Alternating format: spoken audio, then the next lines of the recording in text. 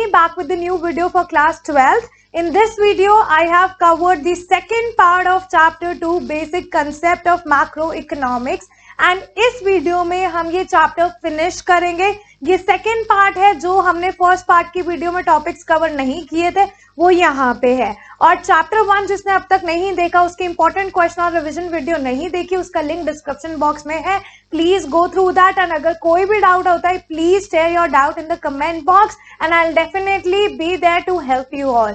So let's get started with this one. अब इस video में जो हम स्टार्ट कर रहे हैं वो कर रहे हैं consumption good and capital goods से। कंजम्पशन गुड्स क्या होते हैं, कैपिटल गुड्स क्या होते हैं, we will be going to study this. ठीक है, कंजम्पशन गुड्स वो होते हैं जो ह्यूमन की नीड्स को डायरेक्टली सेटिस्फाई करते हैं। For example I got a chocolate और वो मैंने चॉकलेट खा ली, ठीक है, मेरी नीड्स डायरेक्टली सेटिस्फाई हुई है and that is the consumption good जिसकी डायरेक्ट डिमांड होती है। ठीक है, और अगर मैं कैपिटल गुड की बात करूं तो these good satisfy human wants indirectly. Human की जो वांट है वो इनडायरेक्टली फुलफिल होती है कैपिटल गुड से, तो इन गुड्स की डिराइव डिमांड होती है। ठीक है, इन गुड्स की डिराइव डिमांड होती है। फॉर एग्जाम्पल मैंने लिया फ्रिज, रेफ्रिजरेटर लिया and I have an ice cream parlour, मेरे पास आइसक्रीम पार्लर है, मैं आइसक्रीम सेल करती हूँ और मैंने एक फ्रिज लिया। ठीक है, अब वो जो फ्रिज है वो मेरे लिए कैपिटल गुड है। ठीक है, क्योंकि मैं उसमें आइसक्रीम्स रख रही हूँ, it is like an investment for me, और उसमें मैं आइसक्रीम रख रही हूँ, वो मुझे जो प्रोडक्शन कैपेसिटी में हेल्प कर रहा है और मैं आइसक्रीम वो फर्दर रीसेल कर रही हूँ। ठीक है, तो वो जो रेफ्रिजरेटर मैंने खरीदा है एक आइसक्रीम पार्लर के लिए that is my capital good, वो मेरे कैपिटल गुड का पार्ट है। ठीक है, और जो रेफ्रिजरेटर है आइसक्रीम पार्लर की उसकी डिराइव डिमांड है, अगर आइसक्रीम की डिमांड ज्यादा होगी तभी उस रेफ्रिजरेटर की डिमांड होगी। तो जब एक चीज की डिमांड दूसरी चीज की डिमांड की वजह से बढ़ जाती है उसे कहते हैं डिराइव्ड डिमांड। ठीक है, तो और अगर यही रेफ्रिजरेटर मैं हाउस होल्ड के लिए लेती हूँ तब भी वो कैपिटल गुड में आएगा, फाइनल गुड में आएगा। ठीक है, now these goods satisfy human wants directly, so such goods have direct demand. Capital good जो है ह्यूमन की वांट्स को इनडायरेक्टली सेटिस्फाई करते हैं तो इसकी डिराइव डिमांड है, उसकी डिमांड तभी होगी जब उससे जो प्रोडक्ट बन रहा है या उसके यूज का जो प्रोडक्ट है उसकी डिमांड होगी। It helps in the production of another good. ठीक है, प्रोडक्शन कैपेसिटी जो कंजम्पशन गुड है उसकी कोई प्रोडक्शन कैपेसिटी नहीं होती, वो out of the production boundary है, उसमें हम कोई प्रोडक्शन फर्दर प्रोडक्शन नहीं कर रहे हैं। कैपिटल गुड जो है हमारी प्रोडक्शन कैपेसिटी को रेस करता है, प्रोडक्शन कैपेसिटी को बढ़ाता है। ठीक है, जो एक्सपेक्टेड लाइफ है कंजम्पशन गुड की वो लिमिटेड लाइफ है। ठीक है, ड्यूरेबल गुड्स की और कुछ कुछ गुड की तो सिंगल यूज में लाइफ खत्म। ठीक है, कैपिटल गुड्स है उनकी एक्सपेक्टेड लाइफ जो है it is more than 1 year. ठीक है, एग्जाम्पल जो ब्रेड है उसकी एक्सपेक्टेड लाइफ है खाओ खत्म। अगर फर्नीचर की बात करूं तो ड्यूरेबल गुड है, जब तक चलेगा उसके बाद नया फर्नीचर आ जाएगा, तो that is also the consumption good. तो जो रेफ्रिजरेटर का एग्जाम्पल मैंने दिया था, अगर रेफ्रिजरेटर मैंने आइसक्रीम पार्लर के लिए लिया है तो वो मेरा आएगा कैपिटल गुड में, और अगर मैंने वही रेफ्रिजरेटर हाउस होल्ड के लिए लिया, अपने फाइनल यूज के लिए लिया है तो वो आएगा कंजम्पशन गुड में। ठीक है, मैं फिर से ये एग्जांपल दे रही हूँ, आई हैव एन आइसक्रीम पार्लर, मैं आइसक्रीम सेल करती हूँ और मैंने उसके लिए रेफ्रिजरेटर खरीदा, तो जो वो रेफ्रिजरेटर है मेरा वो कैपिटल गुड है। लेकिन अगर मैं अपने घर के लिए ले रही हूँ वो रेफ्रिजरेटर तो वो मेरा कंजम्पशन गुड होगा। So plant and machinery is the example of capital good. Okay, so let me just read this for you. Consumption good. These goods satisfy human wants, so such goods have direct demand. Capital goods. These goods satisfy human wants indirectly, so such goods have derived demand. It helps in the production of another good. Production capacity. Consumption goods do not have any production capacity or it do not promote any production capacity, while capital good helps in raising the production capacity. Expected life. In the consumption good, most of the consumption goods have limited life except durable goods, while in the capital goods it has an expected life for more than 1 year. Example is bread, furniture, etc. And in capital good example is plant, machinery, etc. Okay, now let's see the type of consumption good. Okay, consumption good मैं फिर से बता रही हूँ consumption goods कौन से होते हैं। consumption goods वो होते हैं जो ह्यूमन की wants को डायरेक्टली सेटिस्फाई करते हैं। ओके, कौन से गुड्स होते हैं जो ह्यूमन की वांट को डायरेक्टली सैटिस्फाई कर रहे हैं. Okay, it is satisfying the want of the human directly. Is that clear? Directly satisfy human wants. That is consumption good. Okay.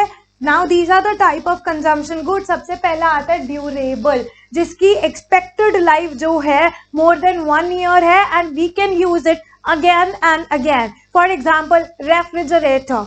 Okay. Goods which can be used again and again over a considerable period of time is the durable good. Refrigerator example हो गया, आपका laptop example हो गया, आपका television example हो गया. Okay. Now semi durable goods, goods जो एक लिमिटेड टाइम पीरियड के लिए होते हैं, इनका जो लाइफ स्पैन है वो अराउंड 1 ईयर है. It is not more than 1 year, it is around 1 year. Example cloth, shoes etcetera. Non durable goods जो होते हैं जो सिंगल एक्ट में खत्म होते हैं, चॉकलेट ली खाई खत्म, ब्रेड ली खाई खत्म. Okay, goods which are use up in single act of consumption are known as non-durable goods. Okay, these goods cannot be used more than once. That is that is they lose their identity after being used. जब वो use हो जाते हैं, वो single act of use के बाद वो अपनी आइडेंटिटी खो देते हैं. For example milk, bread and so on. Services क्या होती है? For example right now I am teaching you, right? I am not giving you anything, I am just teaching you, I am giving you the knowledge. You cannot touch that knowledge. So you can say that I am giving you the service. So service जो होती है वो non material goods होती है जो directly human के wants को satisfy करती है. ठीक है? They are intangible activities. That means you can neither touch it, okay, nor you can see it. Example, services of the teacher, services of the doctor, services of the banker. Okay. So let me just read this for you. It's very, very, very easy. Okay. Types of consumption good, durable goods, goods which can be used again and again over a considerable period of time. Example, television, refrigerator and so on. Semi-durable goods, goods which can be used for a limited period of time. These goods have a lifespan for around 1 year. Example, clothes, shoes, etc. Non-durable goods, goods which are used up in a single act of consumption, which are known as non-durable goods. These goods cannot be used more than once because they lose their identity in a single act of consumption. Example, milk, bread and so on. And if I talk about these services, services are referred to non-material goods which directly satisfy the human wants. They are intangible activity, that is they can neither be seen nor touched. Example, services of a teacher, doctor and so on. Is that clear? Now let's come to the next topic, and next topic is the capital good. अभी मैंने consumption good बताया जो human की want को directly satisfy कर रहे हैं. ठीक है, कैपिटल गुड्स कौन से होते हैं? ये भी ह्यूमन वांट्स को सेटिस्फाई कर रहे हैं लेकिन indirectly. Satisfy human wants indirectly. Okay, satisfy human wants indirectly. Okay, they are used in future for productive purposes and have expected lifetime for several years. Several years तक रहते हैं. एक तो ये इनका expected lifespan जो है it is several years and productive purpose के लिए use होते हैं. For example, I told you that I have an ice cream parlor and I am buying a refrigerator to sell my ice creams and keep my ice cream in it so that it doesn't melt. So I am buying that as a capital good, not as a consumption good. अगर वही good मैं अपने household के लिए खरीदूँ तो वो consumption good हो जाएगा. But here for an ice cream parlor, the refrigerator I am buying is the capital good. They do not lose their identity in the production process. Obviously, अब आप ice cream रख रहे हो, sell कर रहे हो, बना रहे हो, you are keeping it in the refrigerator. Refrigerator is not losing its identity, right? The way ice cream is losing its identity after being eaten up. Okay, they need repair or replacement over time. मतलब कुछ सालों बाद हमें refrigerator को replace करना पड़ेगा, खराब हो सकता है, रिपेयर करना पड़ेगा, तो हम ये बोल सकते हैं with the period of time वो डेप्रिशिएट करेगा. मतलब कि जो उसकी वैल्यू है वो कम होती जाएगी due to wear and tear, due to the passage of time and whatsoever reason. Okay, capital goods की डिमांड डिराइव्ड है. डिराइव्ड डिमांड क्या है? जैसे for example I told you I have an ice cream parlour, और ice cream की demand गर्मियों में सबसे ज्यादा होती है. अगर आइसक्रीम की डिमांड है तभी मैं रेफ्रिजरेटर खरीदूंगी आइसक्रीम रखने के लिए, वरना मैं नहीं खरीदूंगी. तो रेफ्रिजरेटर की डिमांड कब राइज हुई? आइसक्रीम की डिमांड बढ़ने की वजह से. सो जब एक चीज की डिमांड बढ़ने की वजह से कोई दूसरी चीज की डिमांड बढ़ रही है, that is the derived demand. Okay, so they have capital goods have derived demand, क्योंकि इसकी जो डिमांड है दूसरे गुड्स की वजह से बढ़ रही है, विच दे हेल्प टू प्रोड्यूस. ठीक है, जो कैपिटल गुड्स है वो ड्यूरेबल होते हैं. कैपिटल गुड्स आर ड्यूरेबल क्योंकि वो लंबे टाइम स्पैन तक चलते हैं और उनका जो लाइफ स्पैन है it is more than 1 year. अब ये ध्यान से सुनो, this is very very important. Capital goods are durable use consumer good for household. जैसे मैंने रेफ्रिजरेटर का एग्जाम्पल दिया था, if I am buying the refrigerator for an ice cream parlour, तो वो मेरा कैपिटल गुड हुआ. लेकिन if I am buying the same refrigerator for my household, तो वो मेरा ड्यूरेबल यूज कंज्यूमर गुड हुआ, क्योंकि मैं वो हाउस होल्ड के लिए खरीद रही हूँ, कंज्यूमर गुड हो गया. और वो कंज्यूमर गुड के ड्यूरेबल वाले गुड्स में आ गया कि उनका लाइफ स्पैन लंबा है, लंबे समय तक चलेंगे. ठीक है, सो व्हेन अ गुड से refrigerator is used by a producer से कन्फेक्शनरी शॉप, अगर एक कन्फेक्शनरी शॉप ने रेफ्रिजरेटर खरीदा है तो वो कैपिटल गुड है. हाउएवर अगर सेम गुड जो मैंने खरीदा है for the consumer purpose, for the consuming purpose, for the house hold purpose, तो वो कंज्यूमर गुड हो गया. तो एंड यूजर पे डिपेंड करता है कि whether the good is the capital good और कंज्यूमर गुड, वो एंड यूजर पे डिपेंड कर रहा है. अगर एंड यूजर प्रोड्यूसर है तो वो कैपिटल गुड बन जाएगा, अगर एंड यूजर आपका हाउस होल्ड है तो वो ड्यूरेबल यूज कंज्यूमर गुड बन जाएगा. ठीक है, so I am reading this for you. Listen to me very very carefully. They are used in future for productive purposes and have expected lifetime of several years. They do not lose their identity in production process. They need repair or replacement over time as they depreciate over a period of time. They have derived demand as their demand is derived from the demand for the other goods which they help to produce. Capital goods are durable use consumer goods for household. When a good, say refrigerator, is used by a producer, say confectionery shop, then it is a capital good. However, the same good is a durable use consumer goods for the household. So if the end user of the durable good is producer, then it is considered as the capital good, and however if the end user is household, then it is a durable use consumer good. Now listen to this very very very carefully. अब इस note में क्या लिखा हुआ है कि the same good can be the consumption good and also the capital good. अब एक same good consumption good भी हो सकता है, कैपिटल गुड भी होता है. It depends upon the ultimate use of the good, कि ये उस पर डिपेंड करता है कि तुम गुड्स खरीद क्यों रहे हो. अगर तुम आगे प्रोडक्शन पर्पस के लिए या रीसेल पर्पस के लिए खरीद रहे हो तो वो आपका कैपिटल गुड हो जाएगा. लेकिन अगर आप कंजम्पशन अपने हाउस होल्ड के लिए खरीद रहे हो तो वो कंजम्पशन गुड हो जाएगा. Example, machinery purchase by the house hold. अगर आप हाउस होल्ड मशीनरी खरीद रही है तो वो कंजम्पशन ड्यूरेबल गुड है. लेकिन अगर वही मशीनरी फर्म खरीद रही है फॉर फर्दर प्रोडक्शन, वो कैपिटल गुड है. लेकिन अगर वही मशीनरी रीसेल पर्पस के लिए खरीदी जा रही है तो वो फाइनल गुड्स में तो आएगा ही नहीं, वो इंटरमीडिएट गुड में आएगा.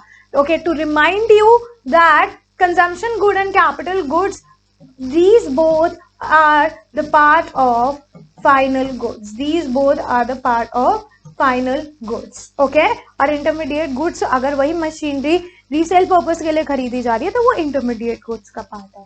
Okay, so I'm again reading this for you. The same good can be consumption good and also the capital good. It depends upon the ultimate use of the good. Example, machine purchased by the household is the consumption durable good. Machine purchased by the firm is the capital good. Machine purchased by the firm for resale purpose is an intermediate good, and it will be the capital good if it is only used for the further production. Okay, next, all producer goods are not capital good. Comment. Producers goods कौन से होते हैं? जो producer खरीदते हैं, जो producer खरीदते हैं. प्रोड्यूसर क्या क्या खरीदता है? प्रोड्यूसर रॉ मटेरियल खरीद सकता है, राइट, प्लस प्रोड्यूसर मशीनरी खरीद सकता है. मशीनरी किस में आती है? कैपिटल गुड में आती है. ठीक है, रॉ मटेरियल आपका कैपिटल गुड में नहीं आता. ठीक है, रॉ मटेरियल आपका कैपिटल गुड में नहीं आता. रॉ मटेरियल आपका सिंगल यूज प्रोड्यूसर गुड में भी आ सकता है. ठीक है, प्रोड्यूसर गुड में आपका लैंड भी आ सकता है, बिल्डिंग भी आ सकती है, that would be the capital good. तो इससे हमें पता लग गया जो जितने प्रोड्यूसर गुड है वो सिर्फ कैपिटल गुड नहीं होते, वो सिंगल यूज प्रोड्यूसर गुड्स भी होते हैं. ठीक है, फॉर एग्जाम्पल मैंने वुड खरीदी है फर्नीचर बनाने के लिए और वुड को मैंने फर्नीचर में चेयर में चेंज कर दिया तो उसने अपनी आइडेंटिटी खो दी, तो वो सिंगल यूज प्रोड्यूसर गुड था, वो कैपिटल गुड नहीं था। ठीक है, so producer goods are those goods which are used in the production of the other goods. ठीक है, प्रोड्यूसर गुड्स वो होते हैं जो दूसरी गुड्स की प्रोडक्शन में हेल्प आते करते हैं। ठीक है, जितने भी प्रोड्यूसर गुड्स है वो कैपिटल गुड्स नहीं होते। Yes, some of them are the capital goods but all of them are not the capital goods. Producer goods दो तरीके के होते हैं, एक सिंगल यूज प्रोड्यूसर गुड, दूसरा capital good. Single use producer goods में आते हैं रॉ मटेरियल जैसे कोल हो गया, वुड हो गया, जो एक बार में खत्म हो जाता है, यूज किया खत्म हो गया। They are not capital goods क्योंकि उन्हें हम रिपीटेडली यूज नहीं कर सकते फॉर प्रोडक्शन पर्पस। लेकिन कैपिटल गुड्स जो होते हैं वो फिक्स्ड एसेट होते हैं, लाइक प्लांट एंड मशीनरी, जिसको हम बार बार यूज कर सकते हैं प्रोडक्शन प्रोसेस में। तो हम ये बोल सकते हैं जो कैपिटल गुड्स है वो प्रोड्यूसर गुड्स है, बट जितने भी प्रोड्यूसर गुड्स है वो सारे कैपिटल गुड्स नहीं है। ऑल कैपिटल गुड्स, जितने भी कैपिटल गुड्स है वो प्रोड्यूसर गुड्स जरूर है, लेकिन सारे प्रोड्यूसर गुड्स कैपिटल गुड्स नहीं है, वो सिंगल यूज प्रोड्यूसर गुड्स भी हो सकते हैं। All right, so let me just explain this to you. All producer goods are not capital good. Comment ये question as it is आ सकता है। Producer goods are those goods which are used in the production of other goods. ये ऐसे भी आ सकता है। Explain the types of the producer goods, right? All producer goods are not capital goods. Producer goods include two types of goods. First is single use producer goods. Second is the capital good. Single use producer good में क्या? It includes raw material like coal, wood, etc. And they are not the capital good as they cannot be repeatedly used in the production process. और अगर मैं capital good की बात करूं तो it includes the fixed assets like plant and machinery which can be repeatedly used in the production process. So it can be said that all the capital goods are the producer goods but all the producer goods are not the capital goods.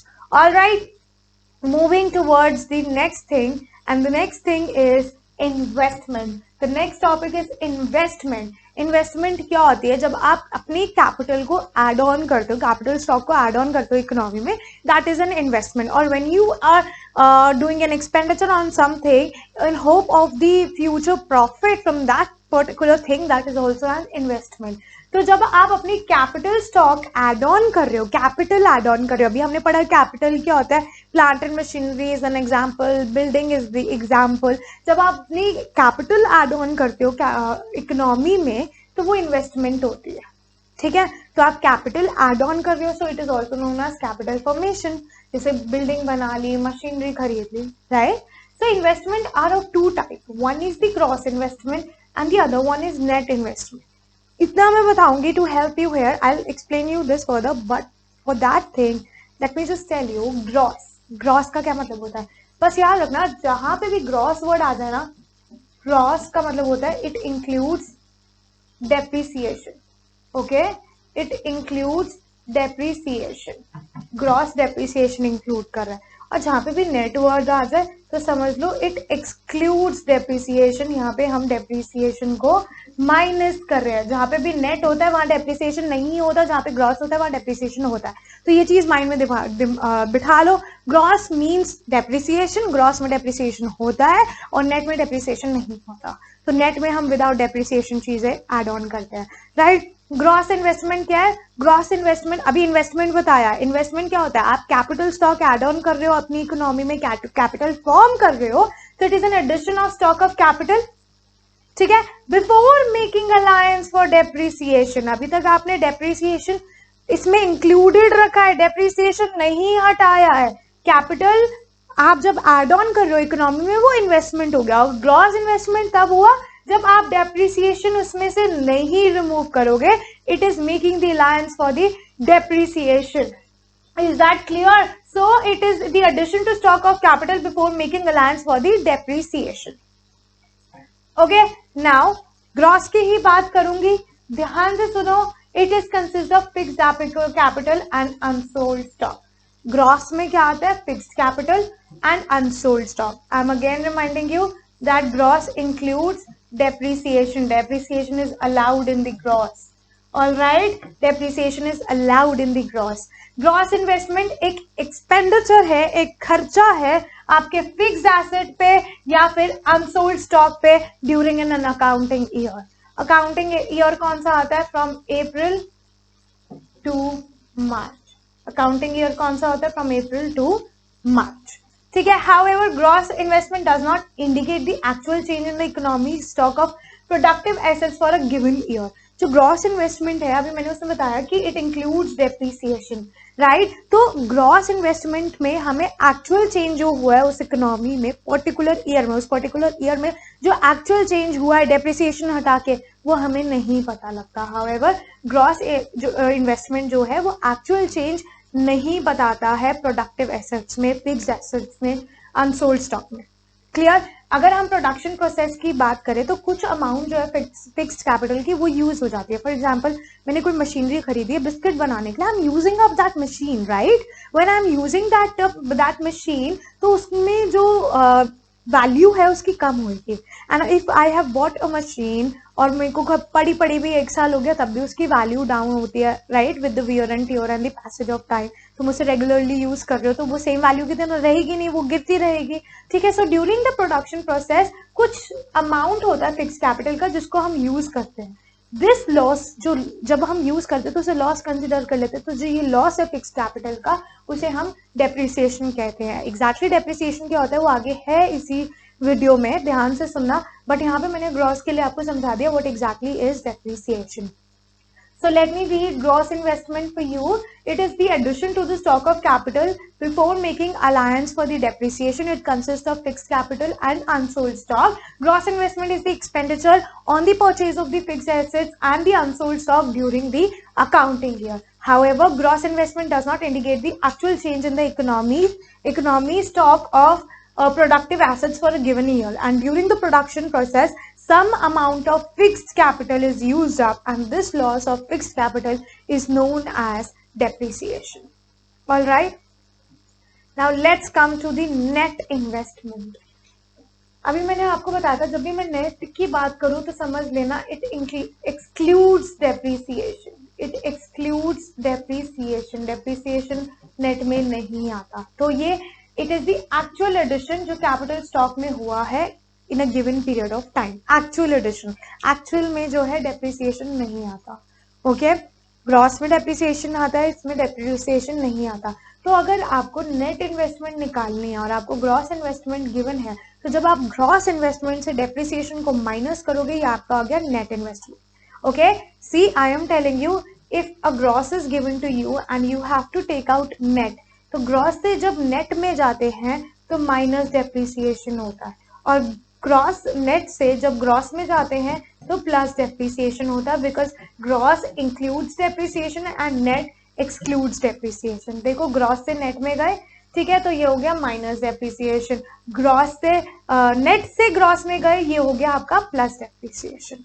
Okay. So wherever the gross term is there, you will see that depreciation is always included, and where the net is given, depreciation is not included. And if the value of gross is given to you, then and you have to take out the net, you just have to deduct the depreciation. और अगर आपको net given है, net से आपको gross में जाना है, so you just have to add on the depreciation.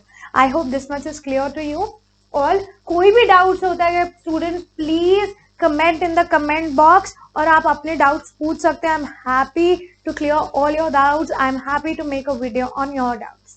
All right. Next is depreciation. बहुत ध्यान से सुनिए डेप्रिसिएशन क्या होता है. ओके. तो जब भी हम कोई एक प्रोडक्ट खरीदते हैं, एक फिक्स एसेट खरीदते हैं, हम उसे यूज करते हैं, राइट. उसे जब हम यूज करते हैं हम कहते हैं नॉर्मल वियर एंड टियर हो रहा है, उसका यूज हो रहा है, या फिर हमने एक खरीद लिया पैसेज ऑफ टाइम तक पड़ा हुआ है, तो उसकी जो वैल्यू है वो गिरती है. ठीक है. या 3 रीजन की वजह से वैल्यू गिरती है. एक तो वियर एंड टियर, तुम उसे यूज कर रहे हो रेगुलरली. एक है पैसेज ऑफ टाइम, काफी टाइम से तुमने खरीद के रखा हुआ है. एक है एक्सपेक्टेड ऑब्सोलीन्स.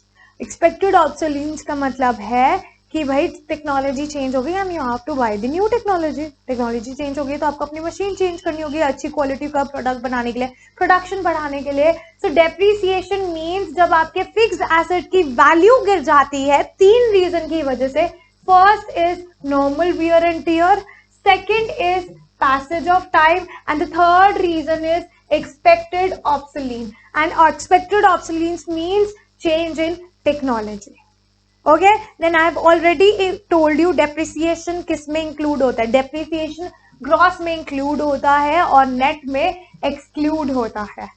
डेप्रिसिएशन को हम और क्या क्या बोल सकते हैं? Consumption of fix capital, fix capital को कंज्यूम कर रहे हो आप, या फिक्स कैपिटल को रिप्लेस कर रहे हो, करंट रिप्लेसमेंट कॉस्ट या replacement cost of the fix capital, या कैपिटल कंजम्पशन अलायंस। अगर पेपर में डेप्रिसिएशन की जगह ये लिखा है consumption of fix capital, current replacement cost of fix capital, capital consumption alliance, तो समझ जाना ये डेप्रिसिएशन है। ठीक है, तो अब एक और टर्म बताती हूँ, वो टर्म क्या है?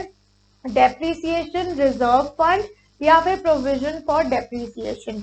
ठीक है, अब जब हमारी जो रिप्लेसमेंट है फिक्स एसेट की एक पर्टिकुलर स्पैन के बाद हो रही है, पर्टिकुलर टाइम पीरियड के बाद होती है। फॉर एग्जाम्पल मैंने एक मशीनरी खरीदी और मुझे पता है कि आने वाले 10 साल तक वो मशीनरी चल जाएगी, लेकिन 10 साल के बाद मुझे चेंज करनी ही पड़ेगी। तो उन 10 साल तक मैं एक कॉस्ट निकालती रहूंगी, डेप्रिसिएशन कॉस्ट। ठीक है, ताकि 10 साल होने के बाद मेरे को इजिली मैं अपनी मशीन खरीद पाऊँ। तो जो मैं वो कॉस्ट संभाल के रख रही हूँ ना, उसे कहते हैं डेप्रिसिएशन रिजर्व फंड। ठीक है, जो रिप्लेसमेंट करने के लिए, फिक्स एसेट को रिप्लेस करने के लिए जो मुझे फंड चाहिए, जो मुझे पैसे चाहिए फिक्स एसेट को रिप्लेस करने के लिए, वो मेरे आते हैं डेप्रिसिएशन रिजर्व फंड से। ठीक है, और ये जो फंड है वो मैं एनुअली करती हूँ, एनुअली सेव करती हूँ ये फंड में। ठीक है, मैं फिर से बता रही हूँ, जब आप फिक्स एसेट को रिप्लेस करते हो और जो फंड यूज करते हो रिप्लेस करने के लिए, उसे कहते हैं depreciation reserve fund, that is provision for depreciation. Alright, example, एक मशीनरी ली है हमने 10 लाख की। ठीक है, उसका एक्सपेक्टेड लाइफ टाइम है 10 ईयर्स। ठीक है, तो अब मुझे रिप्लेस करने के लिए उन 10 ईयर्स में मुझे डेप्रिसिएशन रिजर्व फंड भी चाहिए। तो पर ईयर कितना डेप्रिशिएट होगा, तो मैं कैसे निकालूंगी? अमाउंट ऑफ मशीन, कितना है amount of machine? 10 lakh upon the life span, तो ये कितना हो गया? 1 लाख का डेप्रिसिएशन हो गया मेरा हर साल का। Okay, the fund of rupees 1 lakh is the depreciation reserve fund to replace per year annually to replace my fixed asset. All right, I'm reading this for you and then I'll move ahead with the next topic of the depreciation only. Depreciation refers to fall in value of fixed asset due to normal wear and tear, passage of time or expected obsolescence. Expected obsolescence means change in technology. Gross includes depreciation, net excludes depreciation. Other name of depreciation is consumption of fixed capital, current replacement cost, replacement of fixed capital or capital consumption allowance. Next is depreciation reserve fund or provision for depreciation. Replacement of fixed cost require funds and such funds are known as depreciation reserve fund and these are made on annual basis. All right, example, if I purchase the machinery for rupees 10 lakh and its expected lifetime of use is 10 year, then the annual provision for funds to replace the machine after 10 year is 10 lakhs upon 10, that is 1 lakh. The fund of rupees 1 lakh is depreciated, depreciation reserve fund. Okay, so the next thing here is depreciation जो है asset में वो 3 reason की वजह से होती है, जो मैं ऑलरेडी डिस्कस कर चुकी हूँ। एक है normal wear and tier, alright, one is normal wear and tier, second is passage of time and the third is expected obsolescence. Okay, normal wear and tier क्या है? जब मैं कंटिन्यूसली अपने फिक्स एसेट को यूज कर रही हूँ तो उसकी वैल्यू डिक्रीज होगी, उसकी प्रोडक्टिव कैपेसिटी डिक्रीज होगी, तो दैट मीन्स उसकी डेप्रिसिएशन हो रही है। पैसेज ऑफ टाइम के साथ वैल्यू जो है फिक्स एसेट की गिरती रहती है, चाहे वो ऐसे ही पड़ी हो, चाहे हम उसको बिजनेस में यूज भी ना कर रहे हो। ठीक है, जैसे रेन आ गई तो खराब हो गया, विंड की वजह से खराब हो गया, वेदर की वजह से यहाँ खराब हो गया, so it continues to fall and that fall of value is known as depreciation. Then expected obsolescence में क्या है? जो वैल्यू है फिक्स एसेट की वो डिक्रीज होती रहती है due to change in technology. नई टेक्नोलॉजी आ गई तो पुरानी टेक्नोलॉजी का हम क्या करेंगे? वो तो यूज में नहीं आएगी। ठीक है, that is the loss in value due to change in technology or change in demand of goods and services. All right, that is the depreciation of asset is mainly due to 3 reasons. Normal wear and tear, continuous use of fixed asset in production process decreases their productive capacity and value. Then passage of time, value of fixed assets also decreases with the passage of time. even if they are not being put to use in business. Natural factors like rain, wind, weather, etc. contribute to fall in their value, and then is expected obsolescence. Value of fixed asset also decreases due to expected obsolescence, that is loss in the value due to change in technology or change in demand for goods and services. Alright, the next topic is the difference between the expected obsolescence and unexpected obsolescence. Expected, जैसे कि मैंने आपको बताया, expected का मतलब क्या होता है, आपकी जो डेप्रिसिएशन हुई है that is due to change in technology, ठीक है, चेंज इन टेक्नोलॉजी. और अनएक्सपेक्टेड क्या है, अनएक्सपेक्टेड चीजों की वजह से आपकी जो मशीन है या तो उसका लॉस हो रहा है या उसकी वैल्यू गिर रही है.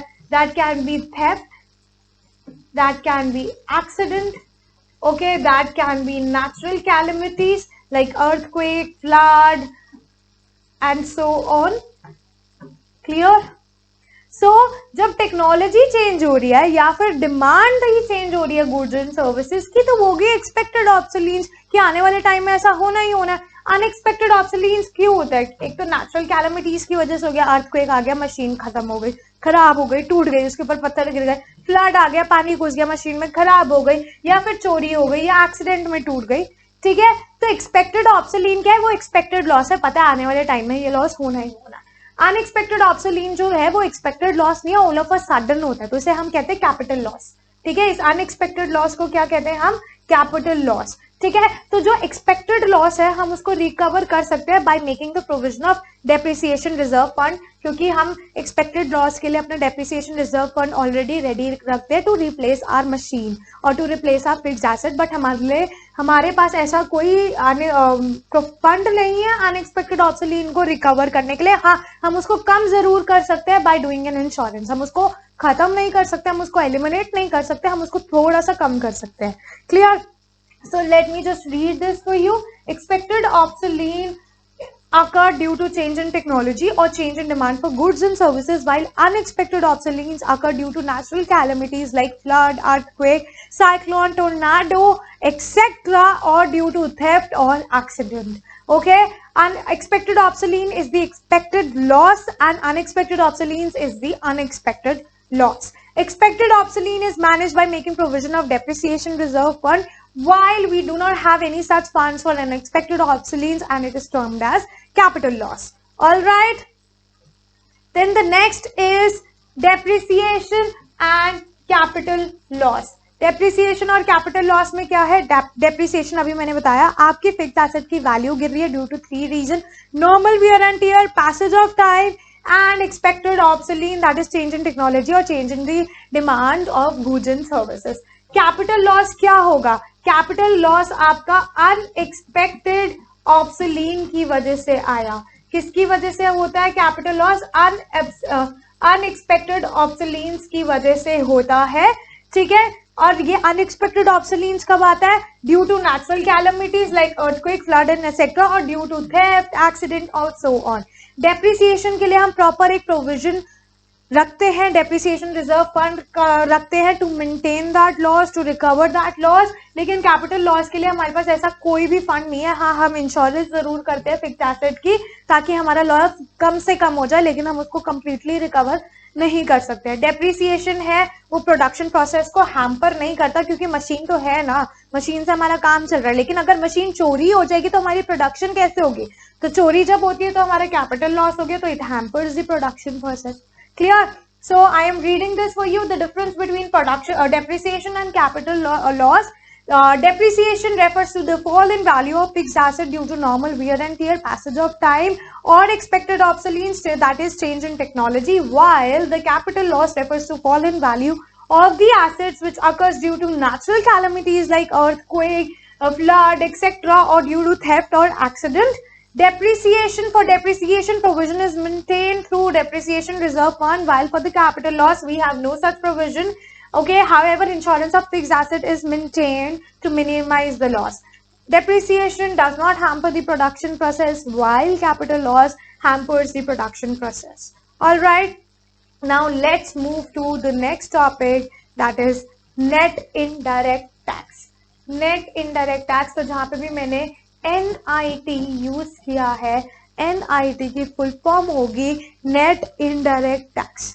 ठीक है, जब भी हम इनडायरेक्ट टैक्स को सब्सिडी से माइनस करते हैं आपका नेट इनडायरेक्ट टैक्स आता है। अब मैं आपको बताऊंगी इनडायरेक्ट टैक्स क्या होता है, सब्सिडीज क्या होता है। बस आप ये याद रखना, जब आप इनडायरेक्ट टैक्स को सब्सिडीज से माइनस करते हो तो आपका नेट इनडायरेक्ट टैक्स आता है। ठीक है, अब देखते हैं इंडायरेक्ट टैक्स क्या होता है। इंडायरेक्ट टैक्स वो होता है जो गवर्नमेंट इंपोज करती है प्रोडक्शन पे या sale of goods and services पे। तो जब भी सेल हो रही है गुड्स एंड सर्विसेज की, या जब भी प्रोडक्शन हो रही है गुड्स एंड सर्विसेज की, उसके ऊपर जो भी टैक्स लगता है वो इंडायरेक्ट टैक्स है। दैट मीन्स उसका बर्डन शिफ्ट हो रहा है फ्रॉम सेलर टू कंज्यूमर। आप टैक्स पे कर रहे हो, आप सेलर को दे रहे हो, सेलर अपने आप जो है गवर्नमेंट को दे रहा है। So the shift of burden is shifted, the burden is shifted actually. तो indirect tax क्या हो गया? Those tax which are imposed by the government on production and the sale of goods and services. This is GST, goods and services tax, VAT, okay, value added tax is the example of net indirect tax. ठीक है, obviously जो भी आपका cost price होता है, ठीक है, cost price के ऊपर हमेशा जो है tax वो add on होता है, तो it makes the price, it increases the price actually, it makes the product expensive. ठीक है, अगर कॉस्ट स्पीकर की 500 है, ओके, 500 के बाद गवर्नमेंट ने लगा दिया 10% का टैक्स, तो 10% कितना हुआ 500 का 50। तो मान लो एक स्पीकर 500 का है, उसके ऊपर 10% का टैक्स लगाया गवर्नमेंट ने, तो वो 550 का स्पीकर हो गया, तो उसका जो प्राइस है वो इंक्रीज हो गया। Clear? So it refers to those which are imposed by the government on production and sales of goods and services, example GST, VAT, etc. It increases the price of the product, your product in the market. If, for example, if the cost of the speaker is 500 and government has levied 10% tax, then the price of the speaker will increase from 500 to 550 due to indirect taxes. All right.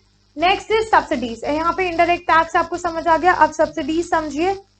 जो subsidies है ना, वो indirect tax का एकदम उल्टा है। Subsidies जो है वो इनडायरेक्ट टैक्स का एकदम उल्टा है। ठीक है, अब सब्सिडीज क्या है? यहाँ पे गवर्नमेंट को हम टैक्स दे रहे हैं, सब्सिडीज जो है हमें गवर्नमेंट देती है। ठीक है, सब्सिडीज जो है हमें गवर्नमेंट दे रही है। पहला डिफरेंस उल्टा क्या है? यहाँ पे हम गवर्नमेंट को पे कर रहे हैं और यहाँ हमें गवर्नमेंट दे रही है सब्सिडी। तो ये एक फाइनेंशियल असिस्टेंस है। असिस्टेंस का मतलब हेल्प है। It is a financial help by the government to producers. ठीक है, या तो प्रोड्यूसर को सब्सिडीज दी जाती है या लोगों को दी जा रही है फॉर सोशल वेलफेयर। इंडिया में जो एलपीजी सिलेंडर है वो सब्सिडाइज्ड रेट्स पे बिकते हैं, मतलब जो एक्चुअल में एमआरपी है इंक्लूडिंग टैक्सेस, उस पर थोड़े से डिस्काउंटेड रेट पे जब आपको चीज मिल रही है तो उसे कहते हैं सब्सिडाइज्ड रेट। ठीक है, अब ये क्यों सब्सिडाइज्ड रेट पे मिलती है? To promote export. एक तो एक्सपोर्ट को प्रमोट करने के लिए, या फिर फर्म को इनकरेज करने के लिए कि तुम बैकवर्ड एरियाज में अपनी प्रोडक्शन यूनिट खोलो। फॉर एग्जाम्पल एक प्रोडक्शन यूनिट खोलनी है, बैकवर्ड एरिया है, गवर्नमेंट ने कहा कि अगर आप यहाँ पे अपनी इंडस्ट्री खोल रहे हो तो आपका जो इलेक्ट्रिसिटी है वो आपको सब्सिडाइज रेट पे दी जाएगी, जो एक्चुअल रेट है उससे थोड़े से कम में दी जाएगी। ठीक है, क्लियर? सब्सिडीज जो है वो इनडायरेक्ट टैक्स के एकदम अपोजिट है। सब्सिडीज जो है मार्केट प्राइस से रिड्यूस करता है प्राइसेस, और जो इनडायरेक्ट टैक्स है वो मार्केट प्राइस हमारा बढ़ा देता है। सब्सिडीज जो है वो हमारा मार्केट प्राइस घटा देता है। ठीक है, तो जो सब्सिडीज है हम उसे इकोनॉमिक असिस्टेंस या फाइनेंशियल असिस्टेंस भी बोलते हैं।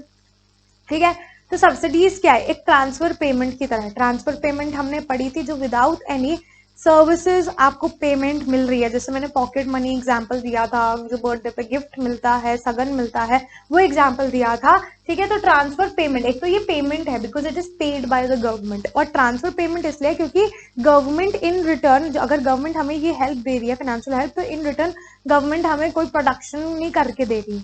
ठीक है, it is the transfer payment as it is the financial assistance provided by the government to the producer, ताकि वो अपने सोशल वेलफेयर ऑब्जेक्टिव को फुलफिल करे। गवर्नमेंट को कुछ मिल नहीं रहा, government do not get anything in return. हमें अगर फाइनेंशियल असिस्टेंस दे रही है गवर्नमेंट, हमें डिस्काउंटेड रेट पे प्राइस मिल रही है, तो हम गवर्नमेंट को इन रिटर्न कुछ नहीं दे रहे, तो it is a transfer payment. Clear? Yes, so let me just read this to you. Subsidies refers to the financial assistance provided by the government to producers to fulfill its social welfare objectives. In India, LPG cylinders are sold at subsidized rate, often granted to promote export and to encourage firms for setting up industries in the backward areas. Subsidies are opposite to indirect tax as subsidy reduces the market price of the commodity. It may refers to economic assistance or financial assistance. It is a transfer payment as it is the financial assistance provided by the government or the producer to fulfill its social welfare objective. Government do not get anything in return. All right. Next is factor cost versus market price. Factor cost क्या होता है, market price क्या होता है? Let's see that. जब भी आप amount पे कर रहे हो factor of production को, कौन सी amount पे करते हो factor of production को? Land factor of production क्या है? Land, labor, capital, enterprise. Land को दे रहे हो आप rent, okay? Land, labor को दे रहे हो आप wages, land, labor, कैपिटल को दे रहे हो आप इंटरेस्ट, ठीक है, रेंट, वेजेस, इंटरेस्ट, और एंटरप्राइज को आप दे रहे हो प्रॉफिट. तो ये हो गई आपकी फैक्टर कॉस्ट. इन सबका टोटल आपका होता है फैक्टर कॉस्ट, क्योंकि ये सारी जो अमाउंट है वो फैक्टर ऑफ प्रोडक्शन को दी जा रही है प्रोडक्शन प्रोसेस में. That is the factor cost. ठीक है. इसमें एमआरपी, ये एमआरपी नहीं है, एमआरपी में हमारा टैक्स होता है. ये है मार्केट प्राइस. मार्केट प्राइस में क्या होता है? मार्केट प्राइस में हमारी सारी फैक्टर कॉस्ट आती है. दैट मीन्स फैक्टर कॉस्ट में क्या आ गया? फैक्टर कॉस्ट में हमारा रेंट आ गया, फैक्टर कॉस्ट में हमारी वेजेस आ गई, फैक्टर कॉस्ट में हमारा इंटरेस्ट आ गया, फैक्टर कॉस्ट में हमारा प्रॉफिट आ गया, राइट. और ये फैक्टर कॉस्ट आ गई. इन फैक्टर कॉस्ट के साथ जब हम नेट इनडायरेक्ट टैक्स को एड ऑन करते हैं, ठीक है, नेट इनडायरेक्ट टैक्स को एड ऑन करते हैं, market prices factor cost plus NIT, ये हो गया मार्केट प्राइस. एमआरपी किस मार्केट प्राइस पे है, तो जब हम इसमें टैक्स एड ऑन करते हैं तो ये हमारा मार्केट प्राइस हो जाता है. इट इज द प्राइस जिसमें प्रोडक्ट हम एक्चुअली बेच रहे हैं. ठीक है. तो factor cost refers to the amount paid to the factors of production for their contribution in the production process, and market price refers to the price for which the product is actually sold in the market. Alright. अभी एक चीज देखो, मैंने आपको बताया factor cost plus NIT. जब हम factor cost में एनआईटी एड ऑन करते हैं तो आपका आता है मार्केट प्राइस. फैक्टर कॉस्ट में होता है rent, wages, interest and profit plus net indirect taxes. ठीक है. एनआईटी का फॉर्मूला अभी मैंने बताया. एनआईटी क्या होता है? Indirect tax minus subsidies. Indirect tax minus subsidies. Alright, that is NIT. Right? So market price is factor cost plus indirect tax minus subsidies. This is how you can learn. All right. Now I have few questions here, 3 questions for you here. It is very easy. Let's see that. आपने NIT निकालना है. NIT का formula हमारा ये रहा, factor cost plus NIT. ठीक है. NIT आपने निकालना है. NIT का फॉर्मूला हमारा क्या है? I am writing it here. NIT का फॉर्मूला है हमारा indirect tax minus subsidies. Indirect tax minus subsidies. अब पहला क्वेश्चन क्या है? इनडायरेक्ट टैक्स आपका 0 है, सब्सिडीज आपकी 100 है, माइनस 100 है. तो जब आप 0 को 100 से माइनस करोगे तो आपका आएगा माइनस 100. तो आपका एनआईटी क्या है यहाँ पे? आपका एनआईटी यहाँ पे हो गया माइनस 100. ठीक है. अब नेक्स्ट है NIT is equal to IT minus subsidies. तो 250 आपका इनडायरेक्ट टैक्स हो गया माइनस सब्सिडी, दैट इज 0. तो ऑब्वियसली 250 ही बचा. तो यहाँ पे आपका एनआईटी है 250. नेक्स्ट है calculate NIT. Again your indirect tax is 200, subsidies is 120. तो आपका एनआईटी कितना हो गया? 200 minus 120, that is 80. 200 minus 120, that is 80.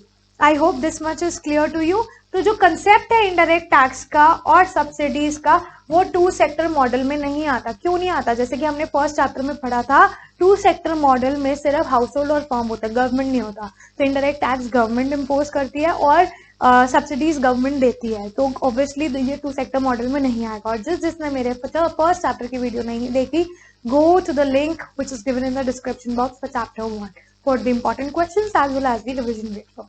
ठीक है. जो फैक्टर कॉस्ट है उसमें एनआईटी नहीं आता. अभी मैंने बताया फैक्टर कॉस्ट क्या होती है? सिर्फ जो हम लैंड, वेजेस, लैंड को पे कर रहे हैं, लेबर को, कैपिटल को, एंटरप्राइज को, तो वो सारी फैक्टर कॉस्ट होती है जिसमें टैक्सेस नहीं आते. मार्केट प्राइस में टैक्सेस आते हैं. नेट इनडायरेक्ट टैक्स जो है वो हमारा मार्केट प्राइस में आता है. ठीक है, हो गया यहाँ तक, बहुत इजी है। एक और चीज ध्यान से सुनो, बहुत ही ज्यादा ध्यान से। अगर मार्केट प्राइस है, मार्केट प्राइस से आपको फैक्टर कॉस्ट निकालनी है, तो मार्केट प्राइस में क्या होता है, NIT होता है, फैक्टर कॉस्ट में नेट इनडायरेक्ट टैक्स नहीं होता, तो आप माइनस NIT कर दोगे। ठीक है, अगर आपको फैक्टर कॉस्ट गिवन है और आपको मार्केट प्राइस निकालनी है, तो फैक्टर कॉस्ट में टैक्सेस नहीं होते, मार्केट प्राइस में NIT होते हैं, तो आप यहाँ पे NIT को ऐड कर दोगे। क्लियर? तो जब भी आप मार्केट प्राइस से फैक्टर कॉस्ट जा रहे हो तो NIT डिडक्ट हो जाएगा, और फैक्टर कॉस्ट से मार्केट प्राइस पे जा रहे हो तो आपका NIT ऐड हो जाएगा, टैक्स ऐड हो जाएगा मार्केट प्राइस पे। Clear? And the last topic of the day is factor income from abroad. मतलब कि अब्रॉड से जो हमें फैक्टर इनकम आ रही है, हम उसे कहते हैं net factor income from abroad. इसको मैंने पूरी इको में NFIA लिखा है, फैक्टर इनकम। फैक्टर इनकम क्या होती है, अभी मैंने बताया था। फैक्टर इनकम वो होती है जो हम फैक्टर ऑफ प्रोडक्शन को देते हैं। ठीक है, फैक्टर इनकम में क्या क्या आता है, फैक्टर इनकम में आता है रेंट, फैक्टर इनकम में आता है वेजेस, फैक्टर इनकम में आता है इंटरेस्ट, फैक्टर इनकम में आता है प्रॉफिट। ठीक है, और ये सारी चीजें हमें कहाँ से आ रही है, ये सारी चीजें हमें अब्रॉड से आ रही है। और एक और चीज यहाँ पे नेट है, तो नेट का मतलब क्या हुआ, it excludes depreciation, it excludes depreciation. ठीक है, तो जब भी हम फैक्टर इनकम जो हम अब्रॉड से अर्न कर रहे हैं और फैक्टर इनकम जो हम हमारी खुद की कंट्री में अर्न कर रहे हैं, उन दोनों को जब हम माइनस करते हैं तो आता है net factor income from abroad. ठीक है, तो factor income earned from abroad minus factor income paid to abroad is net factor income from abroad. Factor income abroad से कहा जो आई है, उसका मतलब क्या होता है, फैक्टर इनकम मैंने बोल दिया income, rent, wages, interest, profit, जो एक नॉर्मल रेजिडेंट अर्न कर रहा है हमारी कंट्री का ही नॉर्मल रेजिडेंट अर्न कर रहा है रेस्ट ऑफ द वर्ल्ड से। ठीक है, उसे कहते हैं factor income from abroad.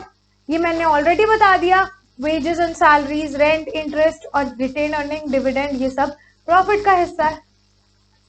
Profit में डिविडेंड, रिटेन अर्निंग दोनों आता है। ठीक है, तो जो भी नॉर्मल रेजिडेंट इनकम अर्न कर रहा है from the rest of the world, that is factor income from abroad. और नॉर्मल रेजिडेंट क्या होता है, ये हम वीडियो 1 में कर चुके हैं, उसका डिस्क्रिप्शन भी लिंक बॉक्स में नीचे गिवन है, डिस्क्रिप्शन बॉक्स में।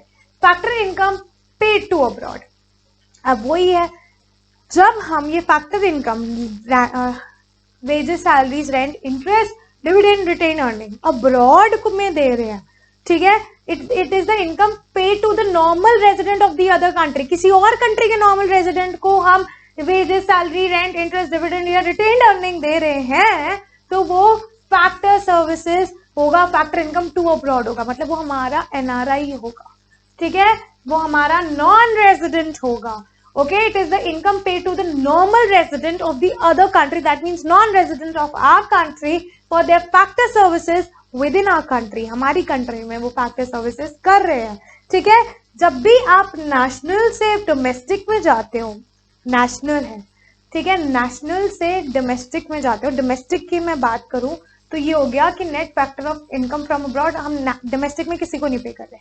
ठीक है, नेशनल से जब आप डोमेस्टिक में जाते हो तो NFIA माइनस होता है, net factor income from abroad minus होता है। और जब आप डोमेस्टिक से पूरे नेशन की तरफ जाओगे, नेशनल की तरफ जाओगे, तो net factor income from abroad add on होता है। ठीक है, तो मैं एक बार ये फिर से बताऊंगी कि net factor income from abroad जो है वो फैक्टर इनकम फ्रॉम अब्रॉड और फैक्टर इनकम टू अब्रॉड को माइनस करके निकाला। फैक्टर इनकम फ्रॉम अब्रॉड मतलब बाहर से हमारे नॉर्मल रेजिडेंट को इनकम आ रही है।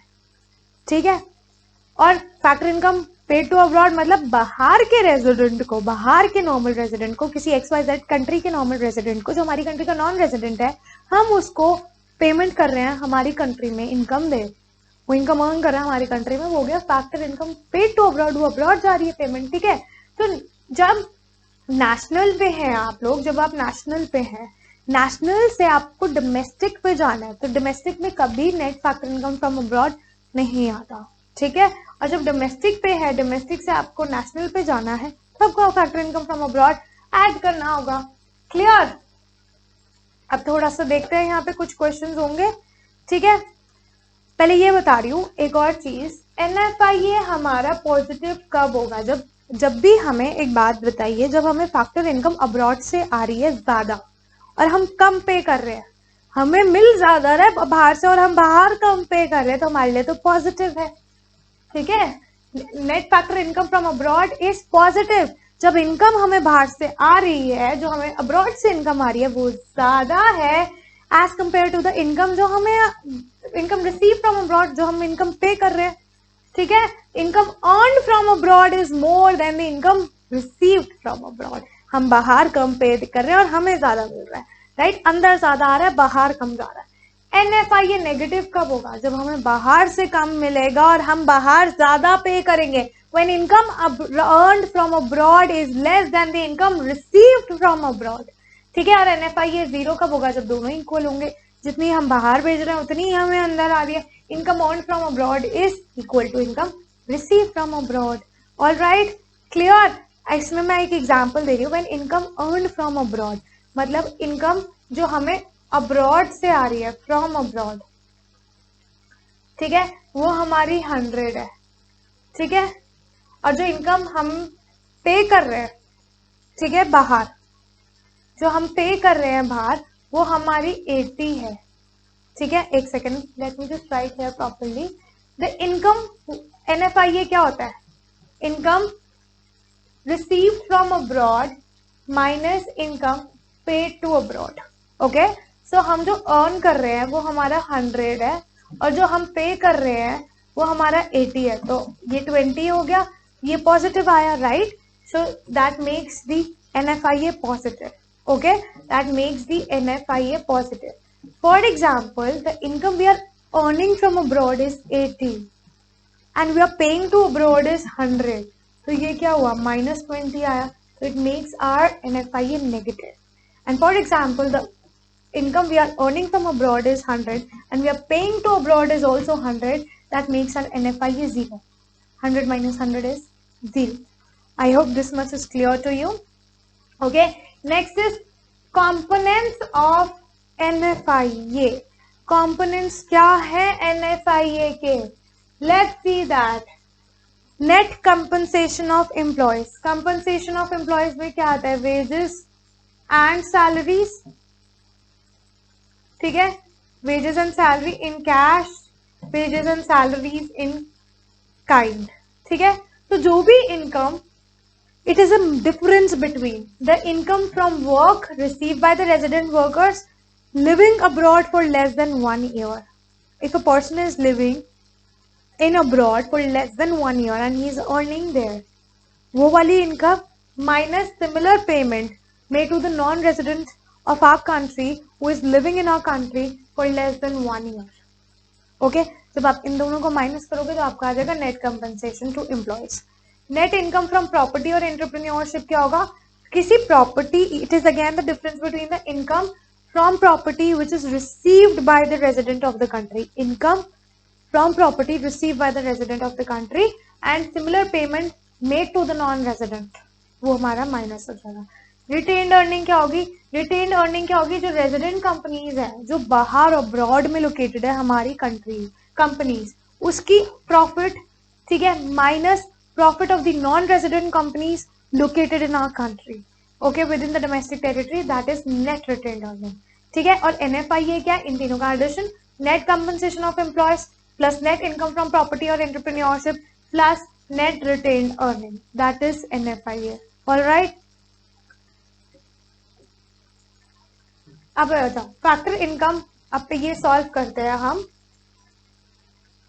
ए पार्ट सॉल्व करते हैं, ठीक है, ए पार्ट सॉल्व करते हैं।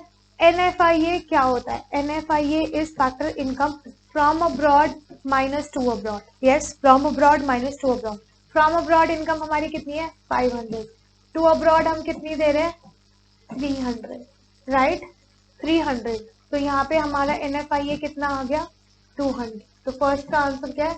200, क्लियर, ओके, तो फर्स्ट का आंसर क्या है? 200। बी में NFIA क्या है? From abroad minus two abroad 620, from abroad minus two abroad 620 है, तो कितना हुआ -370 -370 250 minus 620 माइनस में आ गया. So NFIA can be negative when from abroad income received from abroad is less than the income paid to abroad.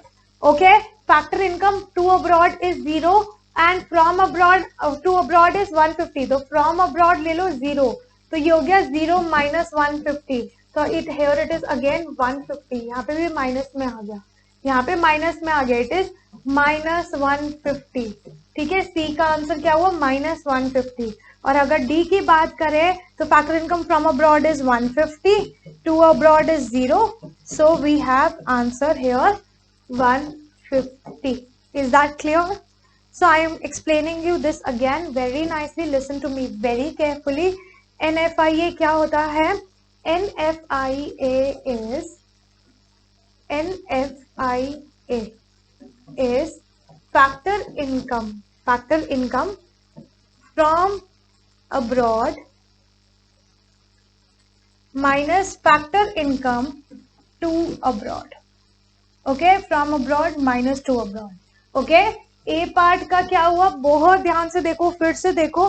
From abroad क्या है? Net factor income from abroad is 500 and to abroad is 300. 500 minus 300 is 200. Okay, it is 200. तो ये हमारा positive में आ गया, that is 200. Okay, I'm again doing the 5 factor income from abroad minus to abroad. From abroad कितनी है? 250 है, और to abroad कितनी है? 620 है. All right, तो 620 minus 250 कितना हुआ? Tell me. 370, right? 370 clear. And ये माइनस में होगा क्योंकि बड़े के साथ नेगेटिव साइन है, और यहाँ पे वैसे भी हमारी फ्रॉम अब्रॉड कम है, टू अब्रॉड ज्यादा है, तो हमारा आंसर नेगेटिव आएगा. अभी हमने पढ़ा NFIA can be negative when income from abroad is less as compared to the income paid to the abroad, right? C part is from abroad नहीं given, so let's take it 0. To abroad कितनी है? 150. 0 minus 150 is again minus 150. फिर negative आया. Negative क्यों आया? क्योंकि income from abroad is 0, is less than the income paid to abroad, right? And let's come to the D part. Income factor income from abroad is 150. To abroad nahi given, so let's take it 0, so it's 150. It's 150. Okay, it's positive because income from abroad is more than the income to abroad. Is that clear? Yes. So here the chapters end.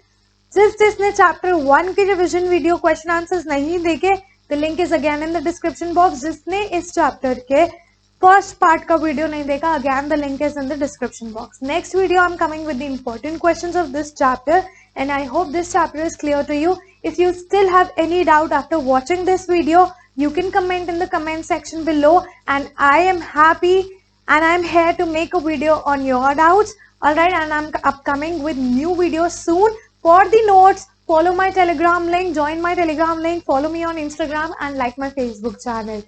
All right, I will be meeting you in my next video with the important question answers of this chapter. All the very best for the board exams, and do not forget to ring the bell icon for the notification of my upcoming videos. Bye bye everyone. Thank you.